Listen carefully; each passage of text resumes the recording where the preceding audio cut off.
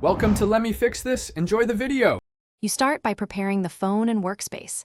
Back up your data and fully charge the iPhone to at least 80%. Once done, lay out an ESD mat and label screws in order so reassembly is straightforward. Next, remove the display with a pentalobe driver and a suction cup, then gently disconnect the battery to prevent shorts. Make sure to save the metal shields and antenna connectors. They're small but critical for signal routing and later grounding. You now integrate the 5G module into the chassis. Identify the OEM antenna footprint and carefully remove it to free space and coax routing.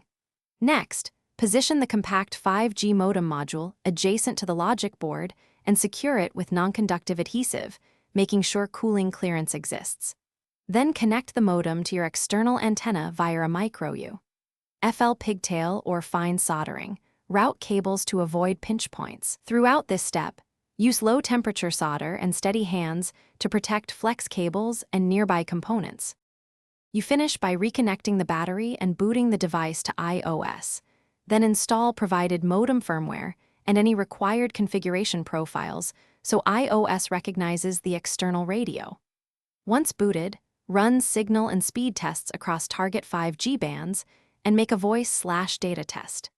If things fail, power down and inspect coax continuity, verify the modem receives proper VCC, and adjust antenna orientation.